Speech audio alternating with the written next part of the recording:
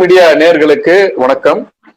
வன்னியர் சங்க மாநாடு குறித்து விரிவாக நம்முடைய உரையாட மூத்த ஊடகவியலாளர் திரு எடப்பாடி துரைசாமி அவர்கள் இணைந்திருக்கிறார். உங்கள் சார்பாக அவரை வரவேற்போம். வணக்கம் சார்.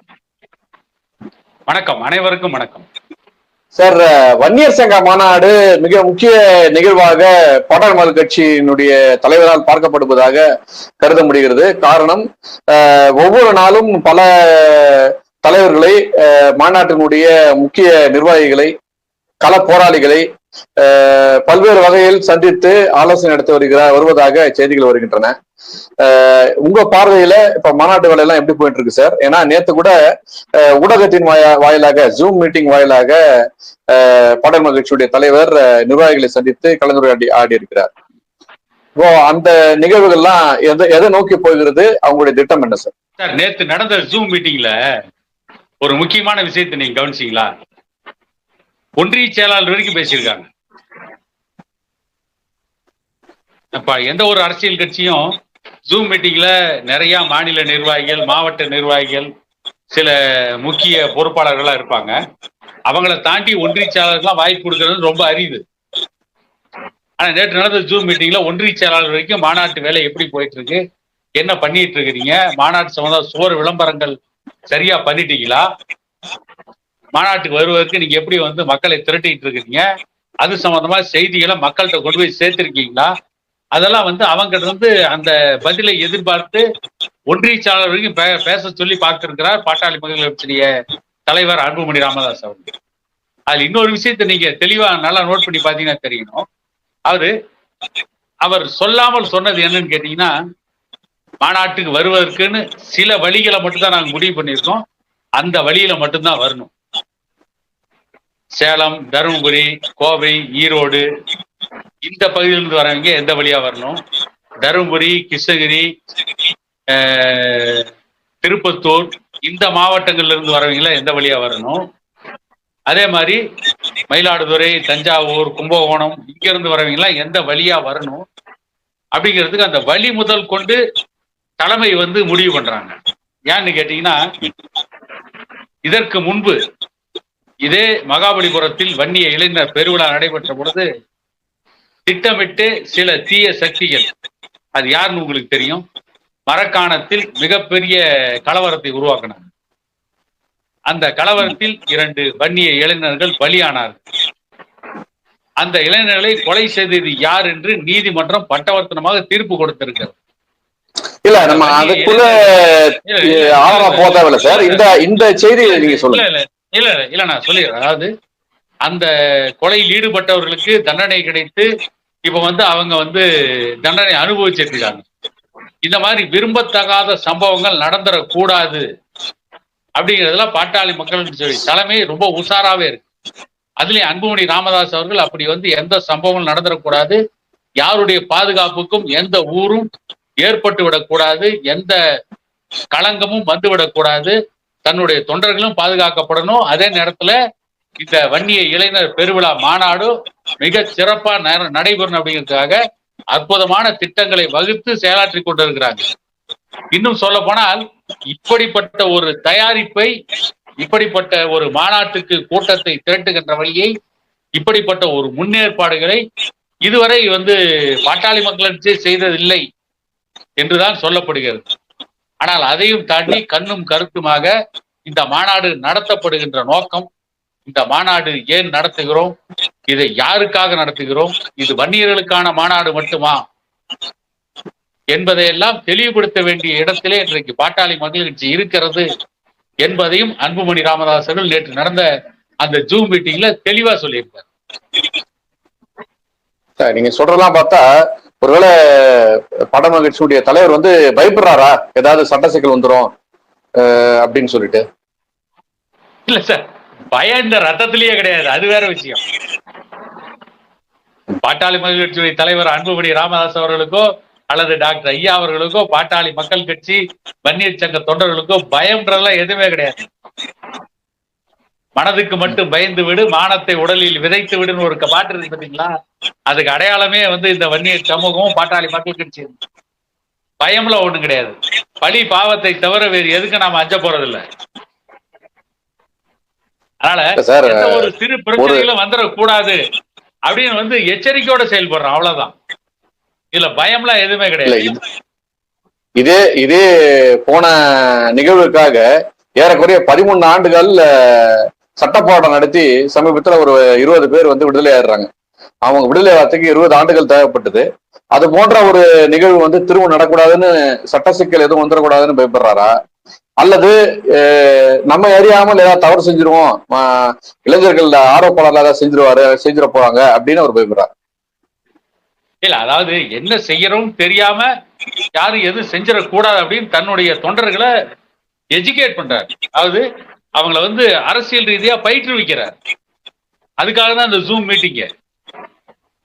அதாவது அந்த மாநாட்டு பாதுகாப்பை எப்படி நடத்தணும் அப்படின்னு அதுக்கு டிஎம்டி திருமாவளவன் ஒரு பொறுப்பாளரா போட்டு அந்த மாநாட்டு தொண்டர்களை வழி நடத்துறதுக்கு ஒரு குழு அமைச்சு அந்த வேலையும் வந்து செய்யறாங்க. இல்ல, அந்த மீட்டிங்லயே அவர் இன்னொரு செய்தி சொல்றாரு, வண்டி எந்த காரணம் கொண்டும் பாண்டிச்சேரி பக்கம் திரும்பக்கூடாது அப்படின்றாரு. அவரு எச்சரிக்கையா சொல்ற மாதிரியே இருக்குது, நகைச்சுவையா சொல்ற மாதிரி இருக்கு. காரணம் என்ன சார்? இல்ல, அதை எப்படி வேணாலும் எடுத்துக்கலாம். ஏன்னு கேட்டீங்கன்னா, அது பாண்டிச்சேரி போனா என்ன நடக்கும் அப்படிங்கிறது எல்லாருக்கும் தெரியும். தேவையில்லாம பாண்டிச்சேரியில என்ன வேலை? அதை விட வேற நல்ல வழி இருக்கு, அந்த வழியில வரலாமே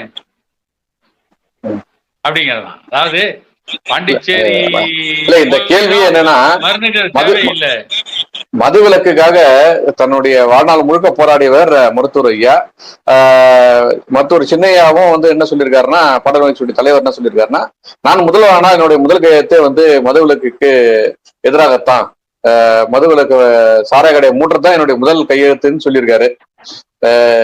இன்னைக்கு ஒரு நிகழ்ச்சி நடந்திருக்கு. நேற்று இரவு வந்து பெரும் மதிப்பிற்குரிய குமரியானந்தன் அவர்கள் மறைந்திருக்கிறார்.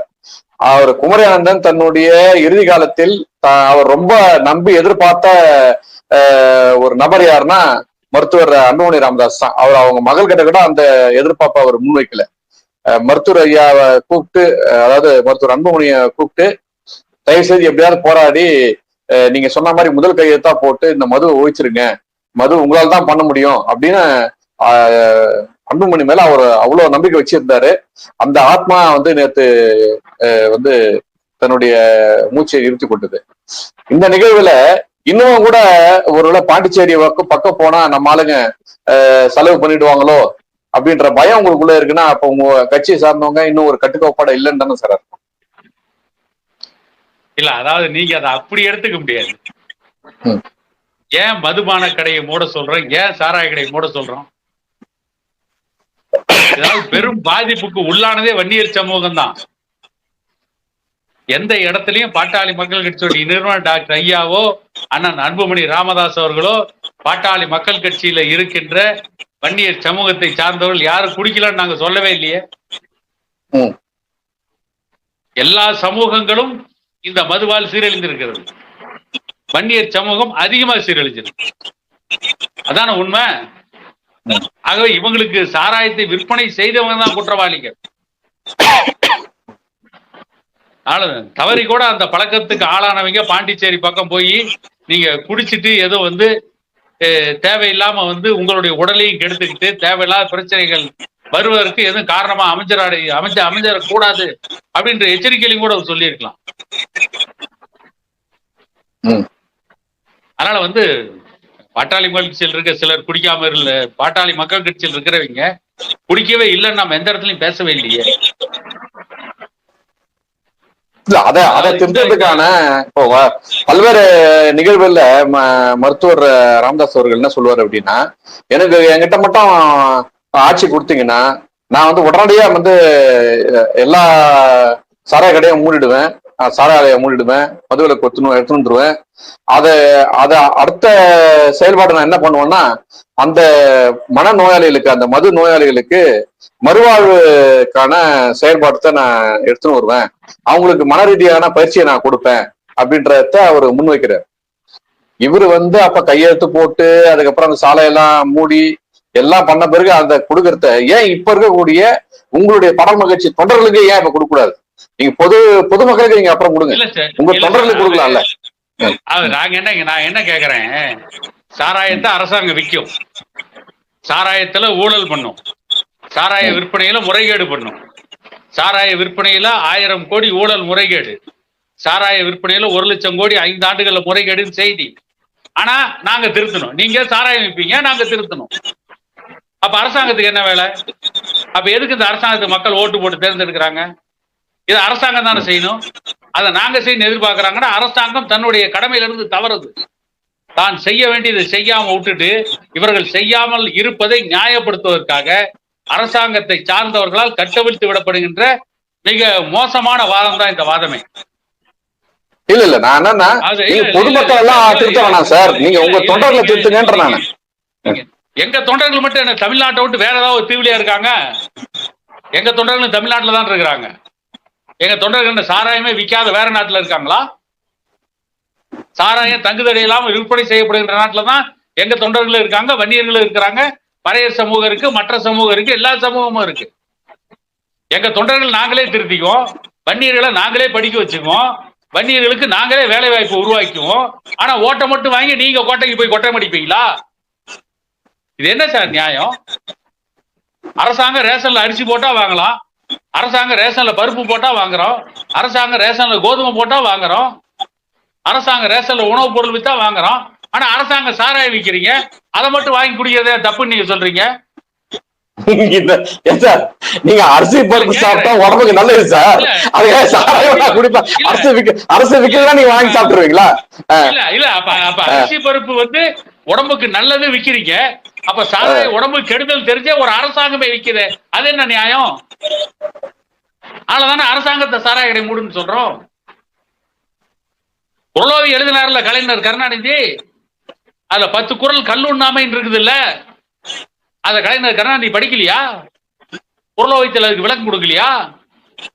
அப்புறம் அதான நீங்களே படிக்கிறது ராமாயணம், இடிக்கிறது பெருமா கோயில் இல்லையே. நீங்க அதுதான் கலைஞர் சொன்னாரு, நாங்க ஆட்சிக்கு வந்தா மதுவில கட்டுன்னு வருவோன்னு. அப்பதான் நீங்க ஓட்டு போட்டு அவரை ஜெயிக்க வைக்கல அப்படின்னு சொல்லிட்டு அவங்க பேரன் சொல்றாரு, உதயநிதி சொல்றாரு. இப்போ நீங்க என்ன அப்ப எங்களுக்கு ஓட்டு போட்டு ஜெயிக்க வச்சீங்களா அப்படின்னு கேக்குறாரு. இல்ல ஓட்டு போட்டு ஜெயிக்க வச்சாங்கல்ல, இப்ப ஏன் போடல? அப்ப ஓட்டு போட்டு ஜெயிக்க வைக்கல, அவங்க அதிகாரத்துக்கு போகல, அப்ப மூட முடியல. இந்த தேர்தல் வாக்குறுதி கொடுத்தீங்களா 2021ல? நாங்க ஆட்சிக்கு வந்தா பூரண மதுவிலக்கு, முதல் நாள் முதல் கையெழுத்து ஓட்டு போட்டு ஜெயிக்க வச்சாங்கல்ல, இப்பயே நீங்க மூடல. இப்ப மூடிட்டு அந்த கேள்வி நீங்க கேட்டிருந்தா நீங்க யோகிய சிகாமணிகள், நீங்க சத்தியசீலன்கள், உத்தம புத்திரன்கள். ஓட்டு போட்டு உங்களை ஜெயிக்க வச்சு நீங்க மூடாம இருக்கீங்கன்னா என்ன காரணம்? அப்ப நீங்க சாராய விற்கிறதுக்காகவே ஆட்சிக்கு வந்தீங்களா? நீங்க இன்னொன்னு சொன்னீங்க, குமரி ஆனந்தன் அவர் மருத்துவமனையில படுத்திருந்தாரு. அப்ப தமிழிசைக்கு பிறந்த நாள் வருது. அன்புமணி அவர்கள் பிறந்த நாள் வாழ்த்து சொல்றதுக்கு தமிழிசைக்கு போன் பண்றாரு. மருத்துவமனையில படுத்துட்டு இருக்கிற, நோய்வாய்ப்பட்டு படுத்திருக்கிற குமரி ஆனந்தன் அப்ப கூட எப்படி சிந்திச்சிருக்காருன்னு பாருங்க.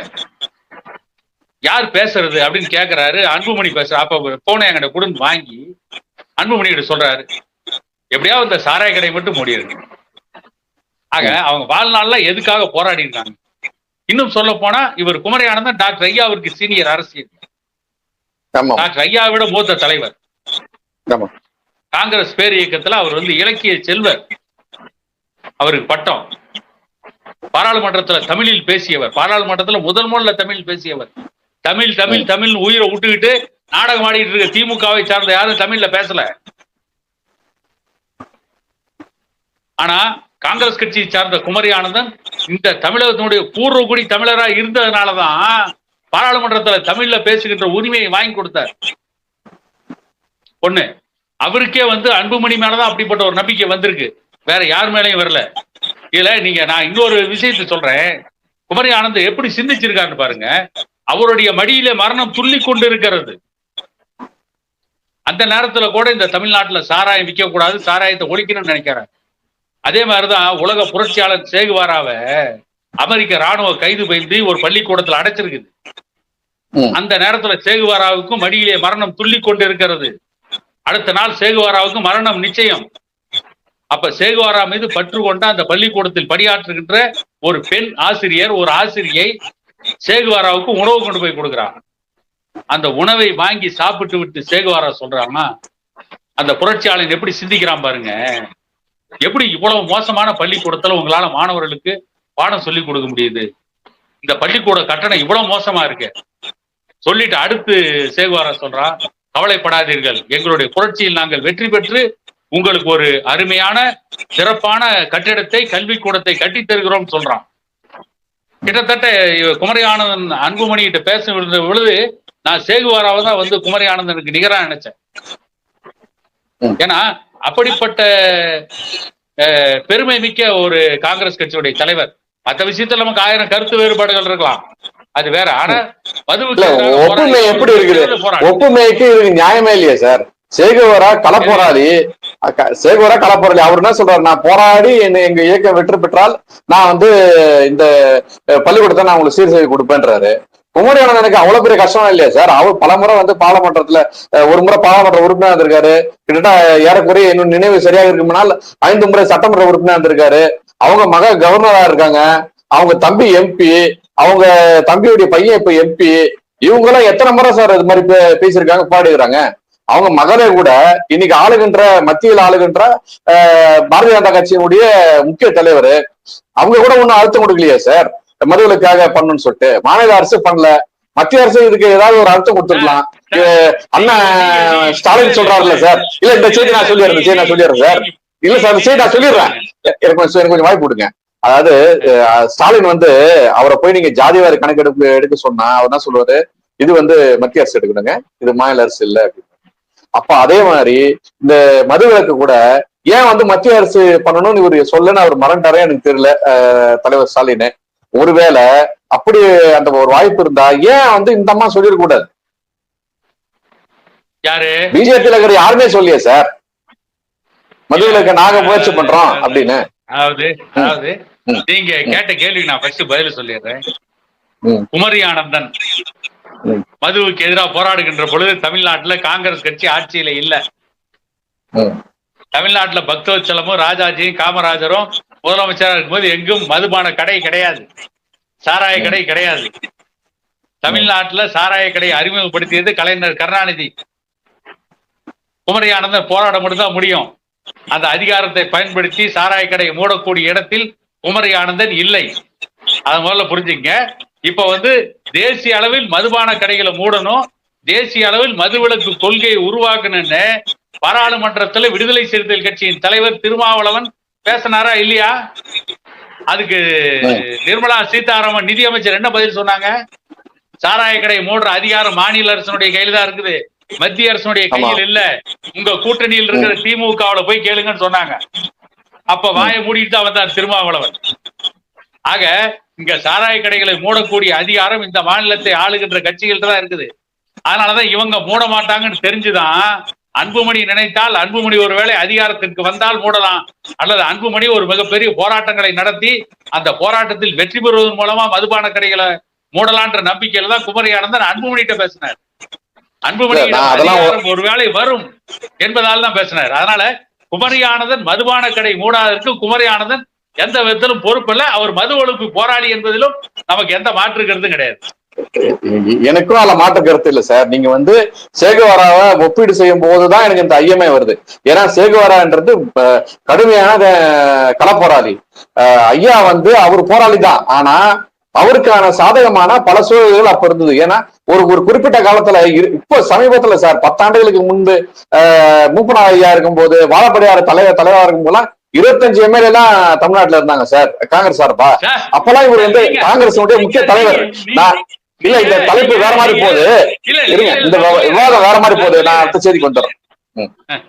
இல்ல நான் இதுக்கு நான் மட்டும் சொல்லி, அதாவது காங்கிரஸ் கட்சி திமுக கூட்டணியில் எம்எல்ஏ இருந்தாங்க, மதுபான கடைகளை மூட முடியல.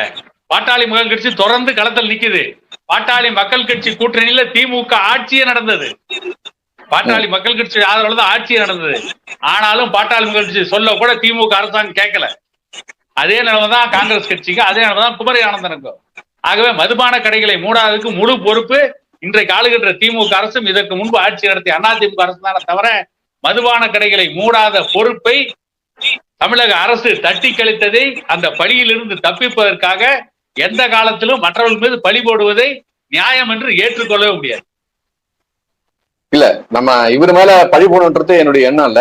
நீங்க வந்து சேகவராக இவரோட ஒப்பிடும் போதுதான் அது சரியான பார்வை இல்லைன்றதான் என்னுடைய வாதம். அவரு கல்லுக்கடை எதிராக அவருடைய கடுமையான போராட்டங்களையும் எல்லாம். இல்ல சார் ஒரு நிமிஷம், நான் எதுக்கு ஒப்பிட்டேன்னு கேட்டீங்கன்னா, அதாவது சாவின் தருவாயில் கூட வந்து சேகுவாரா எப்படி தன்னுடைய புரட்சியை பற்றி மட்டுமே சிந்திச்சாரோ, அதே போல சாகும் தருவாயில கூட மதுவை ஒழிக்கணும்னு குமரி ஆனந்தன் சிந்திச்சார் அப்படிங்கறத காட்டுறதுக்காக தான் இரண்டு பேரையும் ஒப்பிட்டேனே தவிர மற்ற அதுல வேற எந்த நோக்கமும் கிடையாது. புரியுது சார். சரி, இப்ப நம்ம அந்த வன்னியர் விழாவை பத்தி நம்ம பேசுவோம். ஏன்னா அந்த தலைப்பினுடைய நோக்கம் வேற மாதிரி போயிடக்கூடாது. இப்ப அவர் சொல்லிட்டாரு பாண்டிச்சேரி பக்கம் போகக்கூடாதுன்றது, அதுக்கான நீங்க போதுமான விளக்கம் கொடுக்குறீங்க. இப்ப அது மட்டும் இல்லாம மற்ற திட்டமிடல்லாம் எந்த அளவுக்கு போயிட்டு இருக்கு அப்படின்றத நீங்க சொன்னீங்க நல்லா இருக்கும். ஏன்னா நானும் பல செய்திகளை அவங்ககிட்ட இருந்து நான் அந்த தரவு மூலியமா நான் பெற்றிருக்கேன். அதுல குறிப்பா வந்து நீங்க அந்த வண்டி எப்படி வரணும்லாம் சொல்லிட்டீங்க. வண்டிக்கான ஏற்பாடுகள் இந்த கடைசி நிமிஷத்துல சிலர்லாம் வந்து சதிலாம் பண்ணுவாங்க, இந்த சட்ட சிக்கல் எல்லாம் ஏற்படுத்துவாங்க. அதுக்கான அனுமதி எல்லாம் அவங்க பெற்றுட்டாங்களா? காவல்துறையினுடைய ஒத்துழைப்பு எப்படி இருக்குது? இப்பவே அவங்க நம்மோட இணைந்து பணியாற்றுறாங்களா, இல்லது அந்த குறிப்பிட்ட 2-3 நாட்களுக்கு தான் நம்மோட இணைந்து பணியாற்றுவாங்களா, அல்லது அவங்களுடைய மற்ற செயல்பாடுகள் அடிப்படை செயல்பாடுகள் எல்லாம் இருக்கு, அதெல்லாம் அவங்க எப்படி பண்ணணும்ன்றத தலைமை என்ன சொல்லியிருக்காங்க? அதுக்கான விரிவான செயல்பாடுகள் எப்படி இருக்கு? இல்ல சார், தலைமையினுடைய முதல் கட்டம் மாவட்ட அளவுல பொதுக்குழு, அடுத்து ஒன்றிய அளவுல நகர அளவுல பொதுக்குழு, இப்ப ஒன்றிய அளவுல நகர அளவுல பொதுக்குழு நடத்தி முடிச்சிட்டாங்க. அடுத்து இந்த மாநாடு ஏன் நடத்துறோம்? வன்னியர் சங்கம் மாநாடு நடத்தினாலும் கூட ஏன் மற்ற சமூகத்தை சார்ந்தவர்களை இந்த மாநாட்டுக்கு நாம் அழைக்கிறோம்? இதற்கான காரணம் என்ன? இதுவரை எத்தனையோ ஜாதி சங்கங்கள் மாநாட்டு நடத்திருக்காங்க, கூட்டங்கள் நடத்திருக்காங்க. அவங்க ஜாதிகளை மட்டும்தான் கூப்பிட்டு இருக்காங்க, வேற எந்த ஜாதி கூப்பிட்டது இல்லை. அது அவங்களுடைய தனி உரிமை. நாம அதை பத்தி விமர்சனம் பண்ண வரல.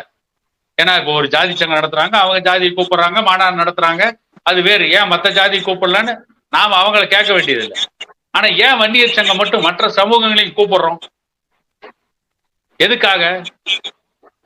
பிரச்சனை தமிழ்நாட்டுல வன்னியர் சமூகத்துக்கு மட்டுமே கிடையாது, மற்ற சமூகங்களுக்கும் இருக்கிறது. பிற்படுத்தப்பட்ட, மிகவும் பிற்படுத்தப்பட்ட, ஒடுக்கப்பட்ட சமூக மக்களுக்கும் இருக்கிறது. விவசாயிகள்னு வரும்போது எல்லா ஜாதிக்கும் அந்த பிரச்சனை இருக்கு. தொழிலாளர்கள்னு வரும்போது எல்லா ஜாதிக்கும் அந்த பிரச்சனை இருக்கு. மதுபானத்தால் பாதிக்கப்படுகின்ற பொழுது எல்லா ஜாதியும் அந்த மதுபானத்தால் பாதிக்கப்படுது. சமூக நீதி கிடைக்கல, எல்லா ஜாதிக்குமே கிடைக்கல. அது கத்தியின்றி யுத்தமின்றி சத்தமின்றி ரத்தம் சிந்தாமல் 10% இடஒதுக்கீடு வாங்கினது யாரு? எக்கனாமிக்கலி வீக்கர் செக்ஷன்ஸ், பொருளாதாரத்துல பின்தங்கிய முன்னேறிய சமூகம். முன்னேறிய சமூகம் பொருளாதாரத்துல பின்தங்கி இருக்குன்னு அவங்களுக்கு 10% இடஒதுக்கீடு. உண்மையிலேயே பொருளாதாரத்தில் தாழ்ந்த நிலையில் இருக்கின்ற மிகவும் பின்தங்கிய சமூகத்திற்கான முழு சமூக நீதியும் இடஒதுக்கீடும் இன்று வரை ஏன் கிடைக்கல? இதுக்கு தடையா இருக்கிறது என்ன? ஏன் ஜாதிவாரி கணக்கெடுப்பை தடை பண்றாங்க? ஏன் ஜாதிவாரி கணக்கெடுப்பை இல்லாமையே செய்து நினைக்கிறாங்க? 69% இடஒதுக்கீடு உச்சவரம்புக்கு எப்படி ஆபத்து வந்து கொண்டு இருக்கிறது? ஏற்கனவே நீதிமன்றம் சொல்லி இருக்கு, 69% இடஒதுக்கீடு உச்சவரம்பு எந்த தரவுகளின் அடிப்படையில் இருந்தது என்பதை நீதிமன்றத்தில் தாக்கல் பண்ணு ஏற்கனவே சொல்லி பல வருடங்கள் ஆகிவிட்டது. இன்னும் அதற்கான தரவுகளை நீதிமன்றத்தில் தாக்கல் பண்ணல. இந்த 69% இடஒதுக்கீட்டுக்கு எப்படி ஆபத்து வந்து கொண்டு இருக்கிறது? சமூக நீதி காவலர்னு தனக்கு தானே பட்டம் சூட்டி கொண்டிருக்கின்ற திமுக அரசு எப்படி சமூக நீதியை குழி தோண்டி புதைக்குதுங்கிறத பத்தி எல்லாம் இனிமே பாட்டாளி மக்கள் கட்சியை சார்ந்தவர்கள் கிராமப்புறங்கள்ல போய் தெருமுனை பிரச்சாரம், திண்ணை பிரச்சாரம், மக்களை சந்தித்து அவர்களோடு கலந்துரையாடல் நிகழ்த்தி இதையெல்லாம் அந்த மக்கள்கிட்ட எடுத்து சொல்லி அதன் மூலம் பிரச்சனைகளின் அடிப்படையில் மே 11 நடைபெறுகின்ற வன்னிய இளைஞர் பெருவிழா மாநாட்டை சிறப்பாக நடத்தி அந்த மாநாட்டிலே சமூக நீதிக்காக மிகப்பெரிய உரிமை குரலை எழுப்பி அதற்கான அடுத்த கட்ட நடவடிக்கைகளை பாட்டாளி மக்கள் கட்சியும் வன்னியர் சங்கமும் அறிவிக்கும். அந்த அறிவிப்பை டாக்டர் ஐயாவும் அண்ணன் அன்புமணி ராமதாஸ் அவர்களும் வெளியிட போகிறார்கள் என்ற செய்தி எல்லாம் இன்றைக்கு வந்து கொண்டு இருக்கிறது. அதற்கேற்றாற்போல் அடுத்த கட்ட நடவடிக்கையில் இறங்கியிருக்கிறார். ஒரு பக்கம் மாநாட்டுக்கு ஆட்களை திரட்டுறோம், ஒரு பக்கம் மாநாட்டுக்கு மக்களை கொண்டு போய் பெருமளவில் திரட்டி கிட்டத்தட்ட குறைந்தபட்சம் 30 லட்சம் பேரை அந்த மாநாட்டிலே பங்கு பெற செய்ய வேண்டும் என்று ஒரு செயல் திட்டத்தை வகுத்து பாட்டாளி மக்கள் கட்சி செயல்பட்டு கொண்டிருக்கிறது. மாநாடை ஏன் நடத்துறோம்னு கிராம பகுதியில, நகர பகுதியில அப்பாவி மக்கள், சாதாரண மக்கள், பிற்படுத்தப்பட்ட மக்கள், ஒடுக்கப்பட்ட மக்கள் வாழ்கின்ற பகுதியில அடுத்த கட்ட பிரச்சாரத்தை முன்னெடுக்கப்படும். ஏன்னா கிட்டத்தட்ட 10ஆம் தேதி ஆயிடுச்சு. இல்ல, ஒரு 30 லட்சம் பேர் வருவாங்க நீங்க சொல்றீங்க. இந்த 30 லட்சம் பேர் எந்த இடத்துல இருந்து வருவாங்க நீங்க நம்புறீங்க? இப்போ 30 லட்சம் பேர் தமிழ்நாட்டுல இருந்து நீங்க தட்ட போறீங்களா, இல்ல வேற நாடுகள்ல இருந்து வராங்களா? தமிழ்நாட்டின் அனைத்து மாவட்டங்களில் இருந்து வராங்க. மலேசியாவில் பெரும்பான்மையாக தமிழர்கள், பிற்படுத்தப்பட்ட சமூக மக்கள், வன்னியர்கள் இருக்காங்க. இப்ப மலேசிய தமிழர்களுக்கு அழைப்பு கொடுத்துட்டு இருக்காங்க பாட்டாளி மக்கள் கட்சி சார்ந்த. பாட்டாளி மக்கள் கட்சியுடைய ஊடக பேரவை சார்ந்த, பசுமை தாயகத்தை சார்ந்த அருள் ரத்னம், சூரிய பிரகாஷ் உள்ளிட்டவர்களாம் மலேசியாவில் போய் வன்னியர் சமூக இளைஞர்களை, வன்னியர் சங்கத்தை சார்ந்தவர்களை அழைத்து அங்கிருந்து வருவதற்கு ஏற்பாடு பண்ணிட்டு இருக்காங்க.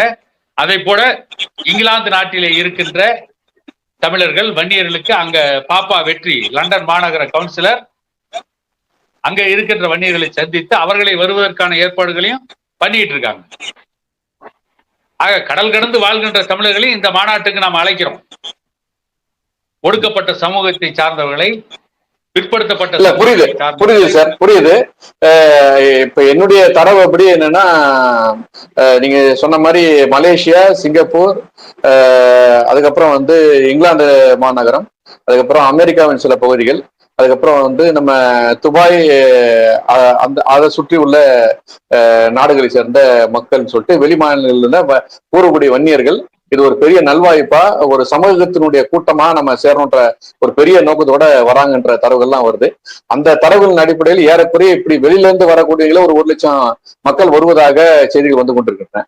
இங்க வெளியில இருந்து ஒரு 1 லட்சம் பேர் வராங்க அப்படின்னும் போது தமிழ்நாட்டினுடைய பூர்வக்குடிகள் ஒரு 25 லட்சம் பேர் அங்க கூடுவாங்கன்ற ஒரு கணிப்பு இருக்கு.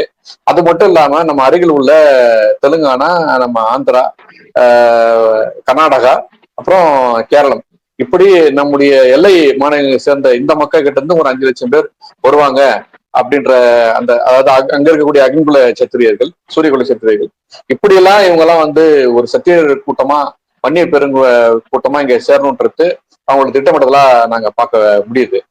இப்போ இந்த கூட்டத்தில் இந்த நிகழ்வுடைய இறுதி பகுதிக்கு நம்ம வரோம் சார்.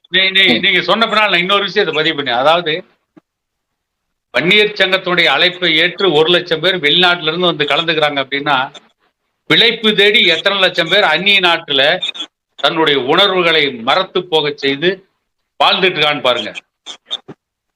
வேறு பகுதியிலிருந்து வந்தவங்களாம் இன்னைக்கு தமிழ்நாட்டுல வளமாக வாழ்கிறார்கள்.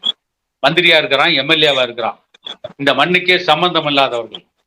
ஆனால் இந்த மண்ணின் மைந்தர்கள் வன்னியர் சங்க மாநாட்டுக்கு மட்டுமே 1 லட்சம் பேர் வரக்கூடிய நிலைமையில் இருக்கு அப்படின்னா, அந்த அரசியல் ஈடுபாடே இல்லாமல், அரசியலே தெரியாமல் பிழைப்பதற்காக மட்டுமே போன தமிழர்கள் எத்தனை லட்சம் பேர் இன்னைக்கு இருப்பான்னு யோசனை பண்ணுவாங்க. குறைஞ்சது 10 லட்சம் பேருக்கு மேல் அந்நிய நாட்டில் தன்னுடைய உணர்வுகளை மழுங்கடித்து விட்டு, தன்னுடைய உணர்வுகளுக்கு பூட்டு போட்டு விட்டு, தன்னுடைய ஆண்மையை அடக்கி கொண்டு இன்னைக்கு எத்தனை லட்சம் தமிழர்கள் வெளிநாட்டுல வாழ்ந்துட்டு இருக்கான்னு பாருங்க. வாழ்ந்துட்டு இருக்காங்க வெளிநாட்டுல, எப்படி பிழைச்சிட்டு இருக்கான்னு பாருங்க. அந்த 1 லட்சம், அந்த 10 லட்சம் பேர் நீங்க குறைந்தபட்சம் கணக்கு வச்சுட்டா கூட அதுல ஒரு 1 லட்சம் பேர் உயர்ந்த பதவியில் இருப்பாங்க. மீதி 9 லட்சம் பேர் தன்னுடைய உடல் உழைப்பை கொடுக்கின்ற தொழிலாளர்களாக இருக்கிறார்கள். அந்த உடல் உழைப்பை கூட இந்த தமிழ்நாட்டிலே கொடுத்து வாழ முடியாத நிலைமைக்கு அவர்களை தள்ளிவிட்டு இருக்கிறது இன்றைக்கு தமிழகத்தை 50 ஆண்டுகளுக்கு மேலாக ஆண்டு கொண்டிருக்கிற ஆட்சிகள் என்பதையும் இனிமே கிராம பகுதியில் போய் பேச வேண்டியிருக்கு. நல்ல சார், உங்களுடைய அரிய நேரத்தை ஒதுக்கி மிக்க நன்றி. வணக்கம், மீண்டும் சந்திப்போம்.